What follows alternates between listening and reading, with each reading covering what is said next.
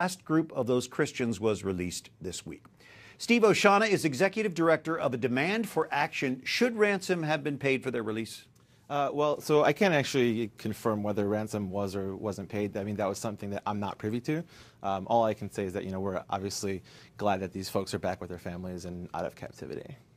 Tell us what role the Assyrian Christians played in their release, and just define Assyrian Christian for us. Remind us of who the Assyrian Christians are. Absolutely. Assyrian Christians were the first Christians in the Middle East. They were the first people to accept Christianity.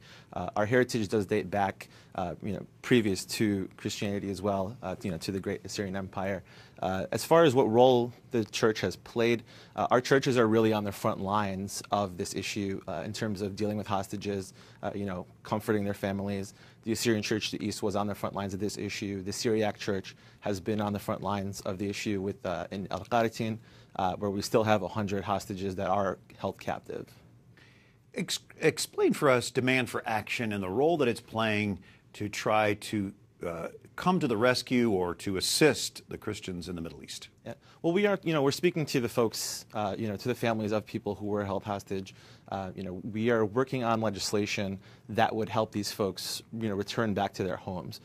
When they invaded Khabor, after they were driven out or on their way out, they had planted bombs, IEDs, other types of improvised explosives in that region to discourage people from coming back to their homes and cause as much damage as possible.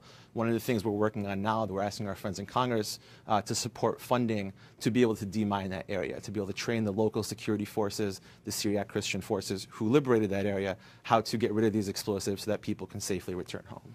So much work. It's hard to believe the oppression. With the visit of the State Department official with Christians there as well as Yazidis, do you think the U.S. is any closer to a declaration of genocide? I think that a declaration of genocide is imminent. We did just pass a resolution in the European Parliament with the help of our friends at the EPP party and Lars Adaktusson. We have resolutions that are similar on the floor in the House and the Senate that we hope will pass. But I expect that some kind of designation from the administration soon. From what we're hearing, that's coming down the pipeline in short order.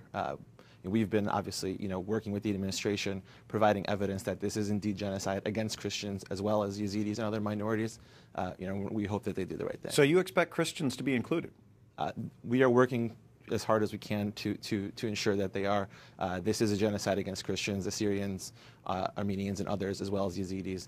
I can't speak to what the president's going to do or not do, but we're praying. We are praying. Our expectation is that the president will do the right thing. A demand for action. Steve Oshana. Thank you, Steve. Thank you.